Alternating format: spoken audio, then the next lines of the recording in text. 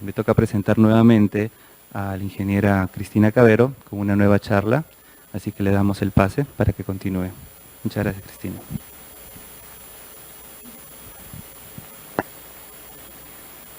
Buenas noches, muchas gracias por estar presente. Hoy día voy a enseñar la presentación de geomecánica aplicada a la perforación. Entonces, ayer vimos temas acerca de conceptos de geomecánica, vimos cómo construir un modelo geomecánico, vimos puntos de calibración con respecto al tema de propiedades elásticas, propiedades de resistencia. Esta información de modelo geomecánico nos ayuda para diferentes aplicaciones, ¿no? Una de ellas y una de las más comunes que ahora se está haciendo es usar el modelo geomecánico para la perforación. Aquí vamos a repasar un poco la parte de introducción de dónde se presenta la geomecánica. La geomecánica, al momento de perforar nosotros un pozo y llegar a esta profundidad objetivo, perforamos, bueno, hay pozos verticales, hay pozos direccionales, hay pozos horizontales, que van a perforar diferentes tipos de formaciones, en diferentes estados de esfuerzo, en diferentes condiciones y concentraciones de esfuerzo. Van a tener diferentes propiedades de roca, ¿no? Lo que va a hacer es que vamos a tener diferentes problemas o eventos. Uno de ellos es, por ejemplo, en la inestabilidad de pozo. La inestabilidad de pozo nos indica que hay un derrumbe en el pozo, hay un colapso, y eso se ve, por ejemplo, en superficie con diferentes eventos. Por ejemplo, uno de ellos son los caves. Y es más que todo por un efecto de falla por corte. Otro es la otra aplicación que se tiene en la geomecánica es en el fracturamiento hidráulico. La geomecánica ayuda aporta como a dar una mejor geometría a nuestra fractura. Indica los intervalos donde es la zona más fracturable para poder tener una mayor producción. Y el otro es un control de arenamiento. Entonces eso nos ve el tema de la resistencia de la arena. Entonces todo esto realmente nos ayuda con un modelo geomecánico que vemos de propiedades elásticas y de resistencia. Entonces al final tenemos todas estas aplicaciones. Dentro de esas aplicaciones, los que el día de hoy vamos a ver es estabilidad de pozo y optimización de la perforación, ¿sí?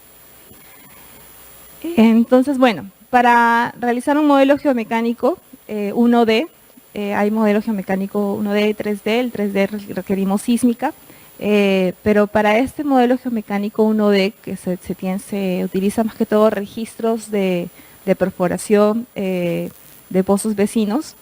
Lo que hacemos o se hace comúnmente, diferentes empresas hacen una auditoría de información.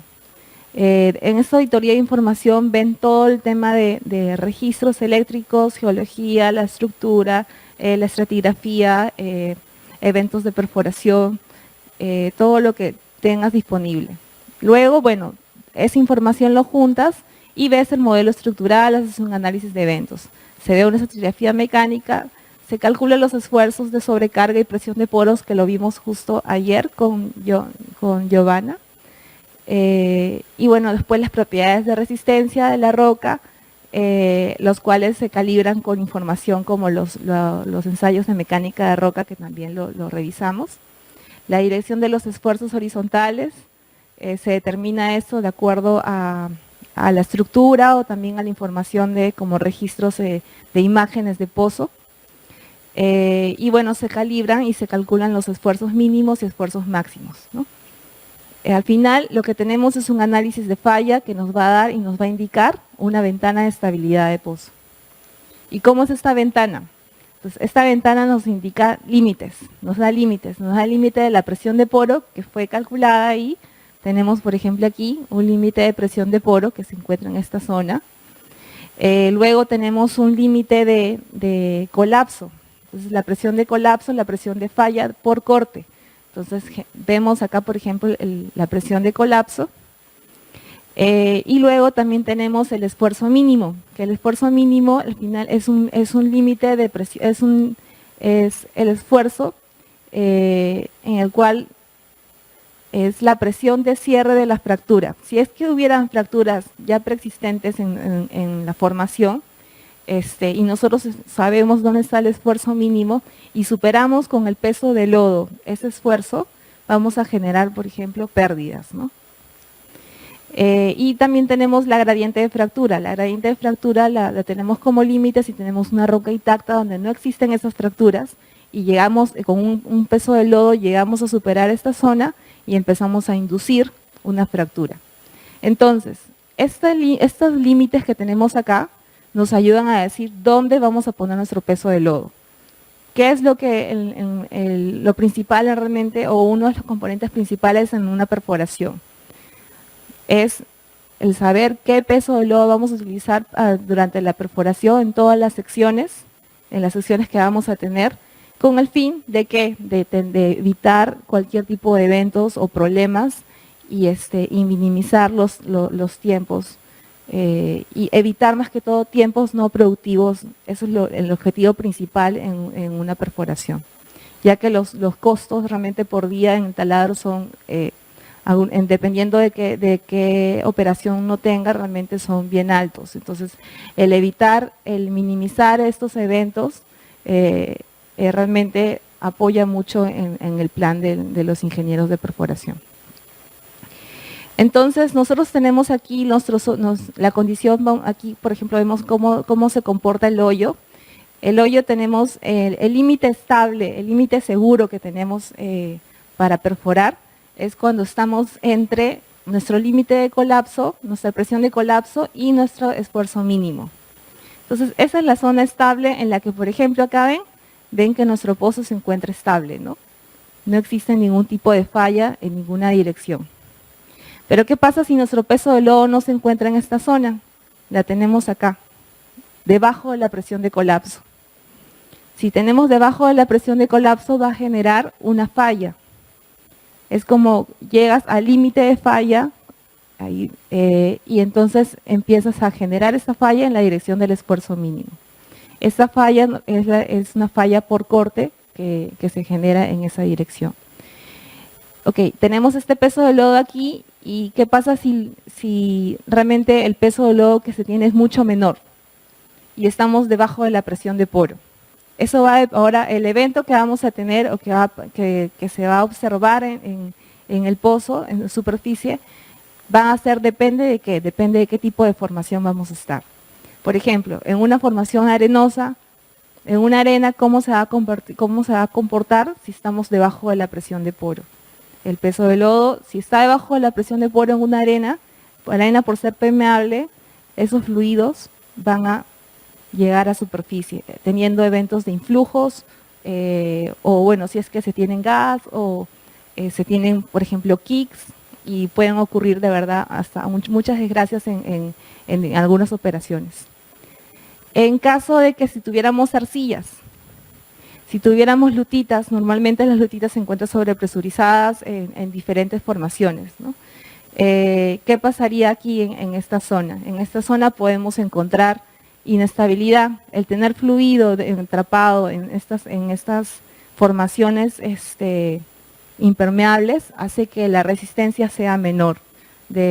Como una propiedad de la roca es la resistencia. Entonces, esa resistencia va a ser menor y por lo tanto va a generar un mayor colapso. Entonces, al momento de estar acá va a generar mayor colapso.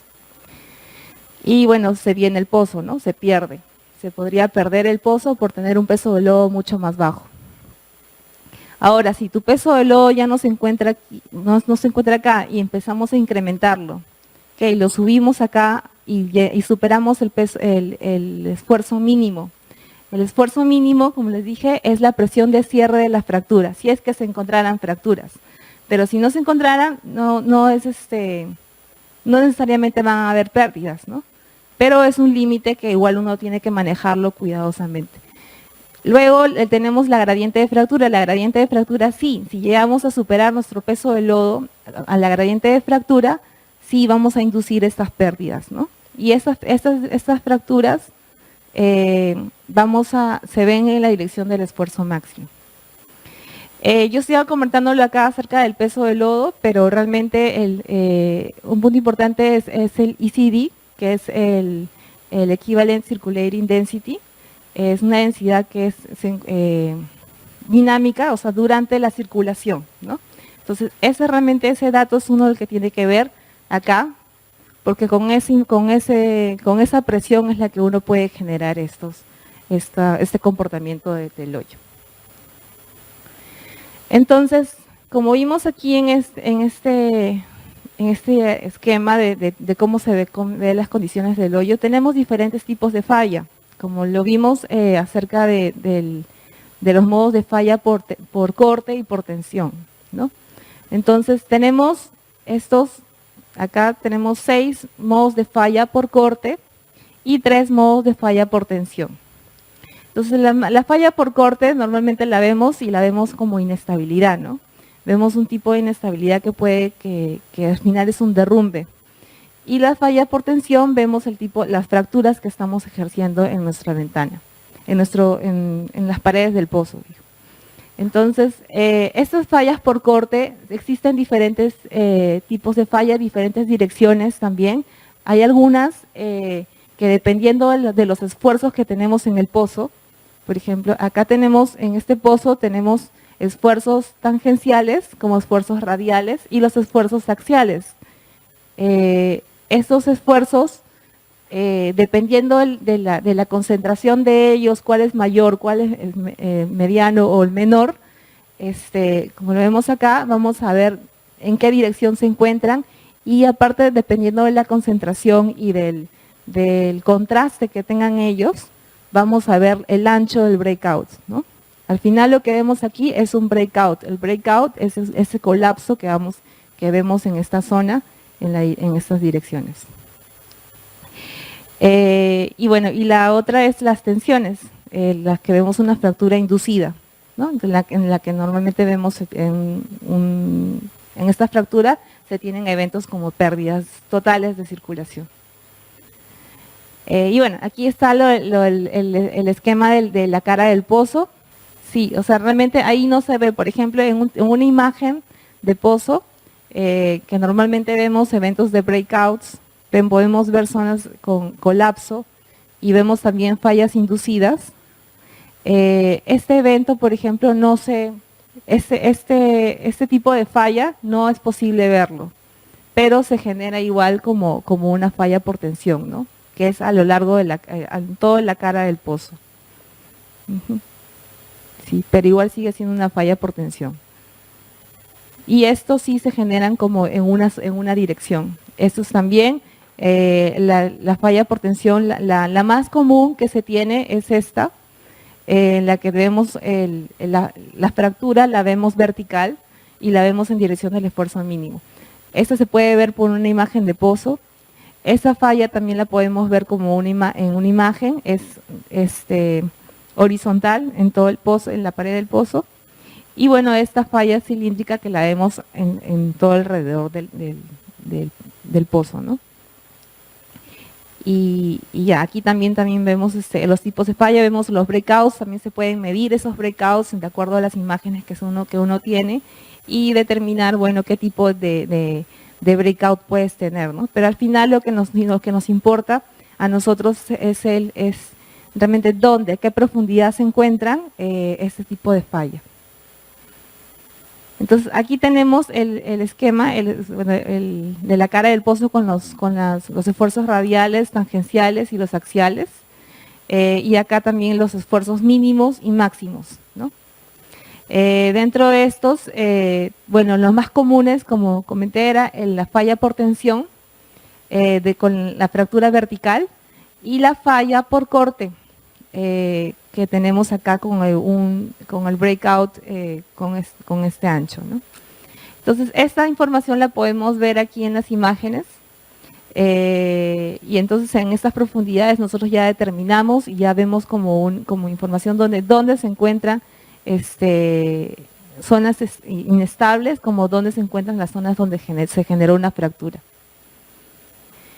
Y al final lo que nos dice esto es que cuando tenemos nosotros este tipo de falla, ¿qué quiere decir? Que, ok, ocurrió ese tipo de falla, hubo una falla por corte. ¿Y qué es una falla? Una falla es un deslizamiento, ¿no? Un movimiento de un bloque. Entonces, es el movimiento, el desplazamiento de esa parte de la pared del pozo. Entonces, al final lo que nosotros tenemos es un derrumbe. Lo que generamos acá es un derrumbe, un colapso. Ese derrumbe, ese colapso lo llamamos cavings. Y hay diferentes tipos de cavings. Entonces, acá vamos a observar la presencia de los cavings en este tipo de falla. Entonces, los cavings son fragmentos de roca producidos por la inestabilidad del agujero, ¿no? Esos se transportan a la superficie con el fluido de perforación. Entonces, nosotros al momento de perforar, se ven los recortes que se están generando por la perforación.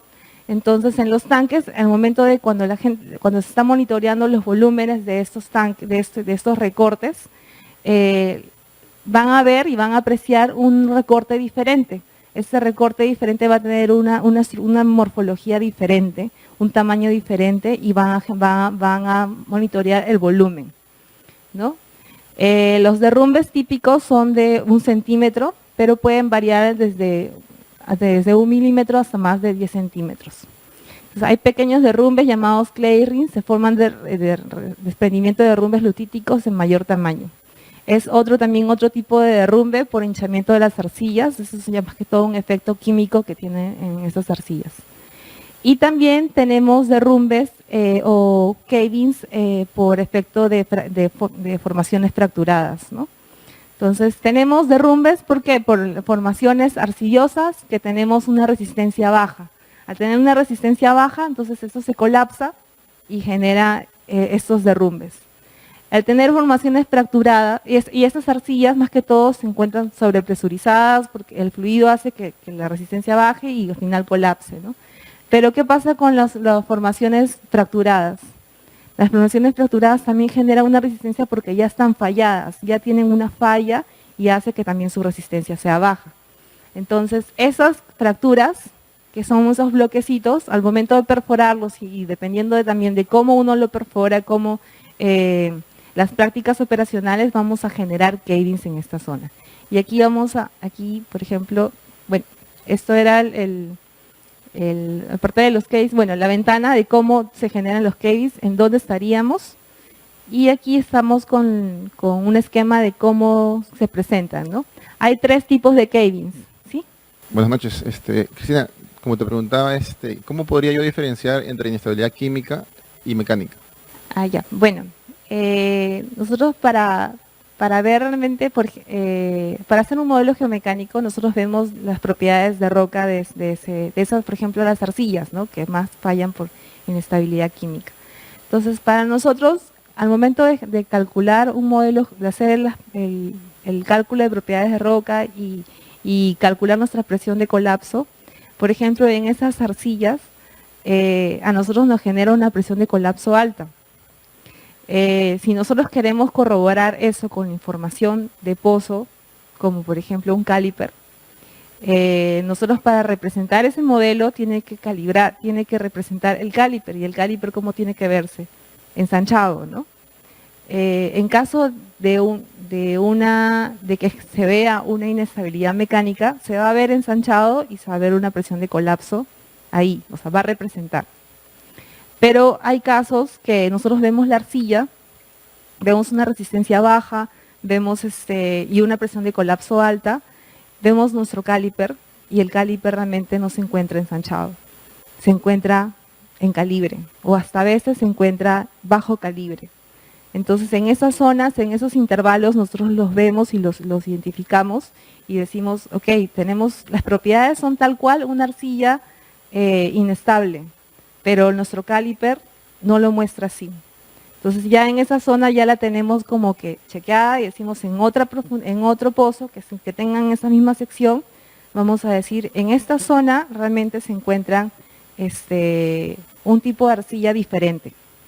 Y este tipo de arcilla tiene un modo de falla diferente. Y ya hay otros tipos de análisis que se hacen en arcillas, por ejemplo, para ver ya las mismas propiedades de la arcilla, qué tipo de arcilla puede ser, ¿no? Hay arcillas o sea, que se afectan mucho más por esos efectos químicos como las silitas, las morimoñonitas, y entonces eso hace que dependiendo de qué tipo de arcilla tienes, vas a poder identificar mejor tus zonas con inestabilidad mecánica como también con inestabilidad química. ¿Sí? Esa es una de la forma en la que podemos identificar eso. Entonces, acá tenemos 3 tipos de cavings que vemos durante la perforación. Uno de los 3 tipos es el splintery, el angular y el tabular. Entonces, el splintery es el que nosotros tenemos debido a estar bajo la zona o sea, cuando estamos bajo balance, ¿no? Bajo la presión de poro. El splintery. El angular es el que estamos, por ejemplo, en una zona inestable, ¿no? Por ejemplo, cuando estamos debajo de la presión de colapso. Y el tabular es el que vamos a ver en zonas fracturadas, ¿no? En zonas fracturadas la podemos tener porque estamos también debajo del colapso, de presión de colapso, pero también debido a la resistencia de esas fracturas pueden que simplemente sean, no tengamos un mayor presión de colapso, pero mucho va a depender también de la estructura, ¿no? de cómo se encuentran las capas en esta zona y la dirección del pozo. Entonces acá tenemos un poco más cómo se ve estos derrumbes. Vemos acá, por ejemplo, de los cavings splintery, cuando ya se está viniendo el pozo, la presión de poro es mucho más alta que la presión que está generando el peso del lodo. Y aquí vemos el derrumbe con respecto a la presión de colapso, los angulares y acá los tabulares. Entonces esta es la forma. Realmente los splintery son unos cavings más filudos, alargados. Los cavings angulares, bueno, son angulares, un poco más anchos, así medio planares. Y los tabulares, bueno, como indica el nombre, son medios cuadrados o rectangulares, ¿no? Puede existir más de un tipo de caving en la misma sección, porque así como podemos tener diferentes tipos de arcillas en una misma sección y vemos diferentes tipos de modo de falla, también acá podemos ver acá en esta zona tabulares, pero arriba vamos a ver una formación que tiene una resistencia baja, por lo tanto vamos a tener angulares y así. Entonces así podemos identificar qué tipo de cavings tenemos y a qué profundidades lo encontramos, ¿no? Porque allá ellos ya los ingenieros en el pozo, ellos ya identifican de acuerdo al tiempo donde realmente a qué profundidad pertenece ese caving. Entonces justo acá vamos a ver los tipos de cavings. El splintery que tenemos son producidos cuando el pozo se encuentra bajo balance con respecto a la presión de poros, principalmente en las arcillas sobrepresurizadas. Y las características, son alargados y filudos, que pueden ser pequeños, rocas frágiles, y pueden ser también alargados en planos de capas débiles. Entonces, acá tenemos nuestro perfil. A ver si recordamos cómo era realmente el perfil de modelo geomecánico. Tenemos una presión de poro, la presión de colapso, y tenemos nuestro esfuerzo mínimo y también nuestra gradiente de fractura acá, ¿no? Entonces, nuestra zona estable está entre nuestra presión de colapso y nuestro esfuerzo mínimo o la gradiente de fractura, dependiendo en qué formación estamos. Entonces, ¿cuándo suceden este tipo de cavings? Este tipo de caving sucede cuando nuestro peso de lodo, por ejemplo, estamos perforando acá y empezamos a perforar en esta zona debajo de la presión de poro. ¿Qué pasa acá? Ya tenemos estos eventos, vamos a presentarlos en superficie. Porque si vemos en nuestra ventana, si tenemos una ventana de estabilidad de acá, vamos a compararlo y decimos, ok, sí, estamos en una zona sobrepresurizada. ¿Qué es lo que tenemos que hacer? Tenemos que incrementar ese peso de lodo, ¿no? Y dependiendo también de los parámetros que se tengan, porque también existen el tema de parámetros de perforación o las prácticas operacionales que realmente algunos de ellos han perforado con una RP muy alta, y eso también puede causar este tipo de eventos, ¿no? Entonces, Aquí más que todo lo que se tiene que hacer es subir, incrementar este peso de lodo porque ya sabes que estás en una zona bajo balance. El otro tipo de caving es el angular. Y el angular, bueno, es producido por falla por corte en las paredes del pozo. Estos, dependiendo, esto lo queremos, si lo queremos identificar ya a qué profundidades se encuentran, es bueno, la manera de identificar es cuando se encuentran frescos, ¿no? Los cavings. Es porque ya provienen de zonas de breakouts, a diferencia de cuando no son frescos, o ya están como, pasados, esos pueden ser por otro tipo estos cavings pueden ser por otro tipo de causa, ¿no? Por ejemplo, prácticas operacionales más que todo. Y bueno, las características es una forma angulosa o triangular. Una parte del caving puede ser curva, por más que todo por la pared del pozo. Y la forma de mitigar esto es como, el caving, por ejemplo, ¿dónde ocurrió acá el caving? ¿Cuándo qué? Cuando estábamos debajo de la presión de colapso. Esto genera esta inestabilidad y estos fragmentos de roca. Entonces, ¿qué hacemos cuando tenemos este tipo de cavings? Incrementamos el peso del lodo. Sí, esa es una opción, incrementarlo. Pero eso va a depender también de dónde está nuestro límite, ¿no? ¿Se acuerdan? En la ventana tenemos un límite de esfuerzo de presión de colapso y esfuerzo mínimo. No siempre vamos a tener una ventana en el que podamos tener la facilidad de subir hasta lo que queramos, el peso del lodo, ¿no? Entonces, eso vamos a tener que revisar el límite de gradiente de fractura. Y también, dependiendo de eso, si se encuentra muy cerca, entonces, ¿qué se hace? También nosotros estamos usando un tipo de lodo en el cual también se pueden utilizar diferentes tipos de aditivos estabilizantes.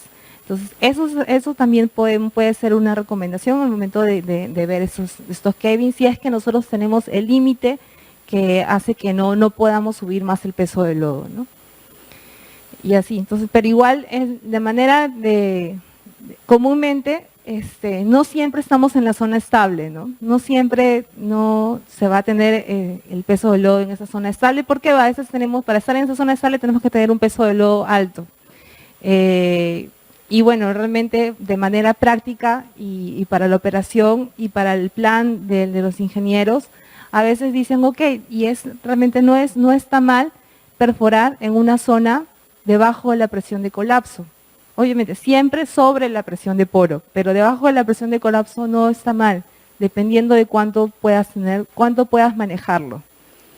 ¿Por qué? Porque obviamente el peso del lodo, al llegar a subir, obviamente incrementa los costos, incrementa volúmenes, incrementa todo el tema de logística, y eso hace que no sea tan práctico. Entonces, si uno pues también se pone en el lado de todos los ingenieros de perforación, entonces uno dice, bueno, vamos a poder, es manejable perforar con un peso de lodo debajo de esa presión de colapso.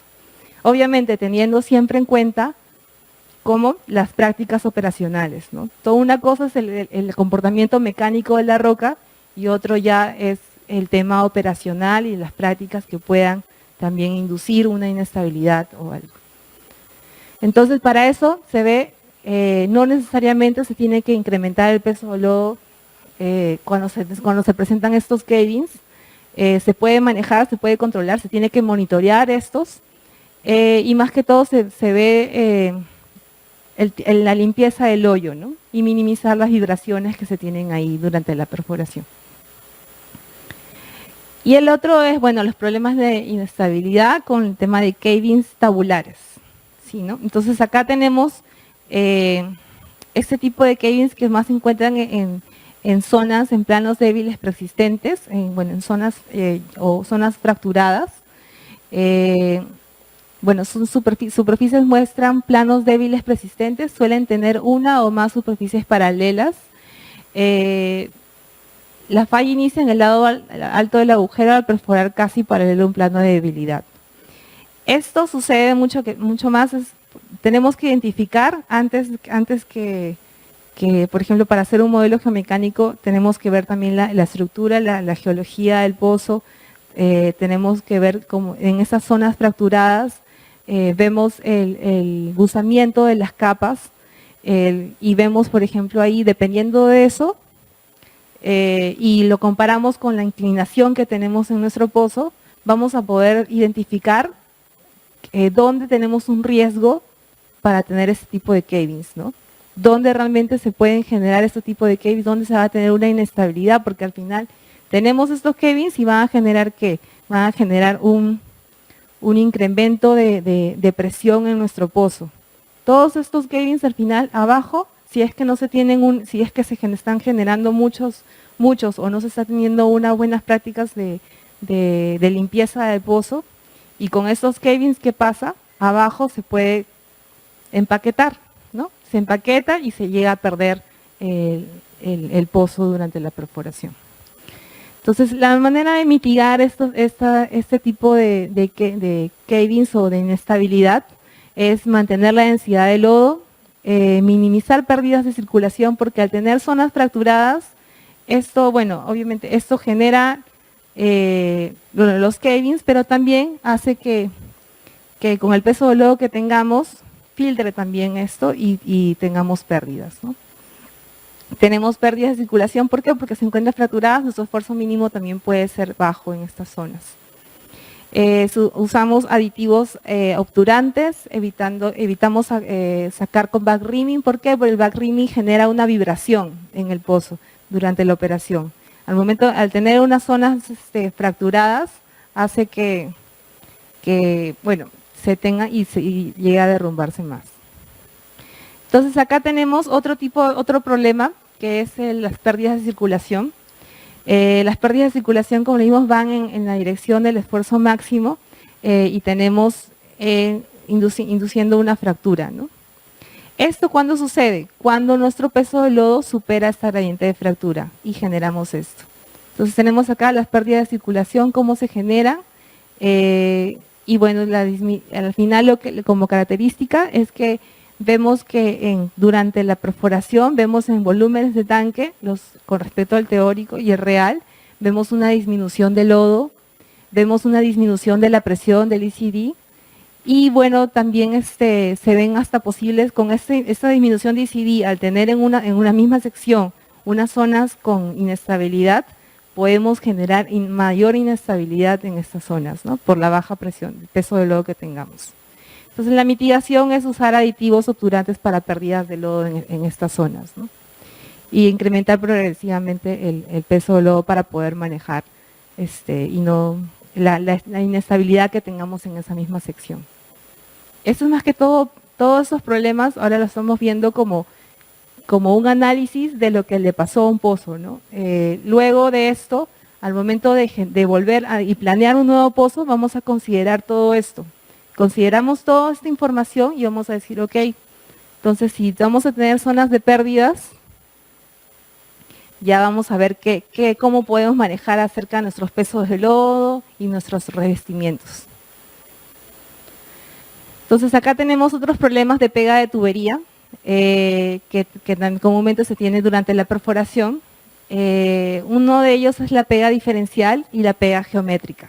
Entonces, la pega diferencial ocurre cuando la sarta de perforación es sostenida a pared del agujero por una fuerza. Eso sucede más que todo cuando hay un overbalance, ¿no? O sea, cuando la presión de poro con la presión de fluido que se está perforando es muy alta. Entonces genera como una atracción, una fuerza, y por lo tanto hace que esto se puede quedar entrapada en una zona, y más que todo en formaciones permeables, ¿no? En formaciones arenosas, por ejemplo. La prevención de esto es mantener las sartas siempre en movimiento. Y bueno, para mitigar esto, bueno, se tiene que evaluar la ventana de estabilidad, el peso del lodo y puntos de revestimiento para evitar perforar zonas inestables, que tengamos que tener un peso de lodo alto con zonas que tengamos una presión de poro o una zona permeable. Esto también sucede cuando tenemos presiones de poro bajas a las normales, ¿no? zonas depletadas, por ejemplo. Y bueno, otro tema para poder mitigar esto o prevenirlo es propiedades de lodos adecuadas, ¿no? Para poder obturar y sellar esas zonas arenosas y al momento de perforar no tengan ningún problema.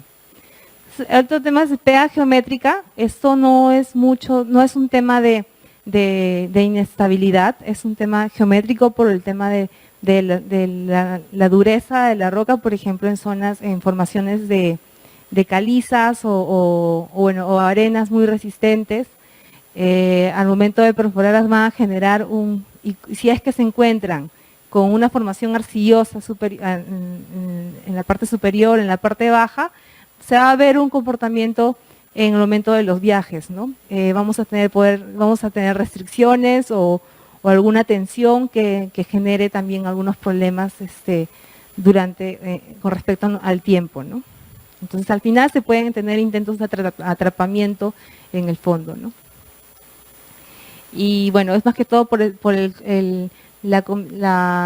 tema de tener formaciones en calibre como formaciones ensanchadas. Y bueno, aquí están los principales problemas que ocurren durante la perforación, todos los que hemos visto. Todos estos eventos realmente son importantes de verlos cuando queramos, de verlos en pozos cercanos, en pozos en el campo, ¿no? Si queremos hacer un modelo geomecánico en un campo para la perforación, para perforar un nuevo pozo, ¿qué es lo primero que tenemos que ver? Identificar qué tipo de fallas tenemos en esos pozos, en las formaciones. Entonces, esa realmente es una motivación para analizar los problemas de perforación de pozos cercanos. Y bueno, el objetivo principal es identificar al final con respecto a reportes, diarios de perforación, fotografías de recorte, eventos de perforación. Todo eso se hace un resumen, todos esos eventos, nosotros lo hacemos un resumen con profundidad con respecto al día y clasificamos todos los eventos de diferentes pozos, ¿no? Por ejemplo, hacemos acá, queremos perforar aquí, hacemos la identificación de esta zona. Y al final vamos a identificar con el fin de ¿qué? De hacer una calibración. Estos eventos de sobrepresión, influjos, cortes de lodos, cavings, al final tenemos una presión de poro, la calibramos con esta información. Tenemos empaquetamientos, cavings, cambios en parámetros de perforación o atrapamientos, lo calibramos con la presión de colapso que hemos calculado. Tenemos pérdidas de lodo parciales, como también tenemos información de helicópteros, lo calibramos con el esfuerzo mínimo. Y así el gradiente de fractura también con pérdidas totales de lodo, si observamos eventos así o imágenes de pozo, también lo calibramos acá. Entonces, así como construimos un modelo geomecánico, calculamos esfuerzos, ok, es muy fácil usamos la fórmula y hacemos todos los cálculos. Pero esos cálculos no necesariamente están calibrados con los parámetros, con esas constantes. Al final son fórmulas empíricas que realmente que no necesariamente van a ser para un campo específico, ¿no? O campos generales. Entonces, cada campo va a tener sus propios parámetros. Y dependiendo de los eventos que tengamos. Entonces, aquí, por ejemplo, nosotros hacemos el modelo geomecánico calibrado y bueno, se ve y se identifica, así como lo que vimos ahí acerca de las arcillas, si tenemos zonas de colapso, por ejemplo, estos no son nuestras propiedades de roca y esta es nuestra ventana de lodo. Tenemos un peso de lodo y si el peso de lodo está bajo la presión de colapso, vamos a generar cavings. Y acá, por ejemplo, si estamos sobre ya la gradiente de fractura, vamos a ver las fracturas inducidas. Y si estamos en zonas donde se tenga una resistencia alta, donde se vea que está en calibre, vamos a identificar, por ejemplo, restricciones, ¿no? Restricciones que se tengan durante los viajes. Entonces, al final, las preguntas que nosotros hacemos para hacer un nuevo pozo, que es, por ejemplo, ¿qué eventos de perforación presentaron los pozos vecinos? Sí, lo revisamos. Construcción del modelo geomecánico de pozos vecinos. Construimos un modelo geomecánico, calculamos propiedades, esfuerzos, ok, pero no están calibrados. Entonces, ahora tenemos que hacer una calibración de eventos de pozos vecinos usando los mismos parámetros, tendencias, Eso es muy importante. Si estamos en un campo, tenemos que utilizar los mismos parámetros, las mismas fórmulas, las mismas tendencias, las mismas constantes, porque para que pueda haber corrobore realmente todo las correlaciones. Y bueno, la ventana de estabilidad de pozos vecinos representa los eventos de perforación, sí, o sea, como lo vimos, sí representa. Entonces ahí ya podemos utilizar ese modelo calibrado del campo y lo llevamos a un nuevo plan. Entonces, ¿cómo nos ayuda hacer el modelo geomecánico de ese campo? Bueno, ayuda recomendando, ¿no? Recomendando para nuevos pozos. Por ejemplo, una recomendación muy común es identificar la mejor dirección para perforar un pozo. Entonces, para recomendar eso, tenemos que saber cuál es la dirección del esfuerzo máximo, la dirección del esfuerzo mínimo y saber los contrastes de estos esfuerzos. Porque no necesariamente, por ejemplo, acá para un régimen normal, la dirección para perforar un pozo, ¿cuál sería? Eso va a depender mucho del contraste. Por ejemplo, en un régimen normal, perforaríamos en la dirección del esfuerzo mínimo. ¿Por qué? Porque estos dos son los mayores y por ahí ya no podríamos perforar en dirección del esfuerzo máximo, porque si el esfuerzo vertical es alto y este es mucho menor, el contraste de estos esfuerzos va a ser tan alto que va a generar estas fallas, ¿no? Y más que todo las fallas por corte. Y bueno, también las fracturas inducidas. Entonces, acá van a depender mucho del régimen que tengamos, si es normal, si es inverso o si es strike slip, para poder recomendar una mejor dirección para perforar. Otra recomendación que se hace para por ejemplo, acá tenemos la falla inversa. La falla inversa, la mejor, si es que vamos a perforar un pozo direccional o un pozo. Sí, bueno, si tenemos se perforaría un pozo vertical. No, perforaríamos un pozo vertical y esa sería la mejor dirección para perforar. Mira, aquí en cualquiera de los tres, es en la que tenga menor contraste entre los dos otros esfuerzos. Si uno está acá, esfuerzo vertical, esfuerzo máximo, esfuerzo mínimo, uno recomendaría perforar en esta dirección. Entonces, vamos a trabajar con estos dos pozos, estos esfuerzos para el pozo, ¿no? Para los esfuerzos tangenciales y radiales en el pozo. Pero en este caso, por ejemplo, también perforaríamos en la mejor dirección, sería el esfuerzo mínimo. En este caso sería la mejor dirección el esfuerzo vertical. ¿Por qué? Porque realmente el contraste no sería el mayor. Pero eso va a depender también del contraste de esfuerzos. Podemos acá perforar el esfuerzo vertical, ok. Acá en el régimen normal, el esfuerzo vertical, perforamos en esa dirección y puede que no sea, realmente no significa que vaya a haber inestabilidad. ¿Por qué? Porque esos dos están trabajando ahí. Aquí también estaríamos perforando un esfuerzo máximo, porque estos dos estarían los más cercanos, ¿no? Va a depender de cómo están distribuidos o los valores de tus curvas, ¿no? Y más que todo del contraste de los esfuerzos que tengas.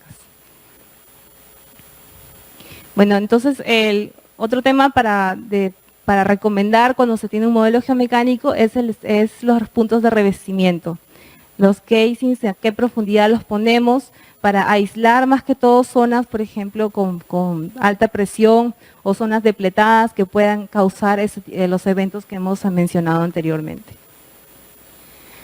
Otro es el tema de los pesos de lodo. Al momento de hacer un modelo geomecánico, lo llevamos a una trayectoria nueva, vamos a poder identificar las presiones de poro, los esfuerzos mínimos, gradientes de fractura, y así, de acuerdo a eso, vamos a poder recomendar un peso de lodo adecuado, ¿no? Y con eso vamos a poder también determinar los puntos de casings. Entonces, al final lo que se hace con esta información es que se hace un análisis de riesgos. Se hace un análisis de riesgo con respecto a todos los eventos que hemos visto en los pozos vecinos, ¿no? Y eso hace que recomendemos y digamos, mira, en esta zona que vas a perforar, a la profundidad proyectada que vamos a perforar en esta formación, vamos a tener zona de inestabilidad de pozo. vamos a tener una zona de sobrepresión o una zona de pérdida de lodo. Entonces ya están prevenidos a qué profundidad, de acuerdo a la trayectoria que están proponiendo, o diferentes trayectorias, entonces se indica las mismas profundidades y los riesgos que podemos tener ahí de eventos, ¿no? Entonces, eso es cómo nosotros lo manejamos en el momento de querer construir un modelo geomecánico para planear un nuevo pozo, ¿no? Pero también la geomecánica se utiliza en tiempo real, durante la perforación. Entonces, nosotros, antes se tiene el modelo, ¿ok? Utiliza este modelo para tu plan, ves tus puntos de revestimiento, ves los pesos de lodos que tienes y bueno, ellos ya siguen ese plan, ¿no? Pero si hubiera una persona que estuviera en tiempo real, y más que todo esos eventos, este servicio, por ejemplo, de geomecánica en tiempo real, que hay algunas empresas que la usan, que las dan, son en campos donde son más complejos, ¿no? Donde realmente se presenten mayores eventos bastantes eventos de perforación, ¿no? Que puedan tener mucho más riesgos y obviamente también invierten mucho más, y entonces eso hace que realmente al final los tiempos mejoren y minimicen los costos que tengan en la operación. Entonces, la geomecánica en tiempo real, ¿qué hace? Monitorea, actualiza y recalibra el estudio geomecánico que se hizo anteriormente, ¿sí? Se hizo un modelo geomecánico antes con información de pozos vecinos, pero acá, por ejemplo, cuando estás perforando, ya puedes adquirir registros eléctricos, puedes adquirir, estás observando todos los eventos de perforación que se tienen, se hacen pruebas de integridad o leak-up test, extended leak-up test. Entonces, toda esa información la haces y la utilizas y recalibras ese modelo geomecánico. Al final, ¿qué haces? Recomiendas que si se incrementa el peso del lodo, o que si lo puedes dejar o lo puedes mantener, o bueno, hasta puedes recomendar los puntos de casing, decir, no, vamos a llegar un poco más profundo, y hasta se puede evitar poner un punto de casing, un revestimiento. Entonces, el grupo el geomecánico, cuando ve en tiempo real, trabaja con todos, trabaja con el grupo, con el pozo, trabaja con el grupo de geología, geofísica, con el fin de integrar toda esa información y al final dar esas recomendaciones.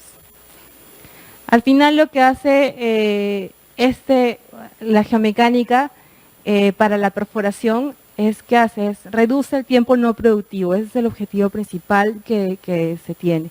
Si se compara, por ejemplo, un pozo que se hizo geomecánica con pozos que no se han hecho geomecánica, más que todo cuando se hace, por ejemplo, la geomecánica en tiempo real, se ve un cambio, por ejemplo, en el tiempo versus profundidad que vemos aquí, y vemos los tiempos, ¿no? Pueden llegar a una profundidad muy similar, pero los tiempos van a ser muchos menores.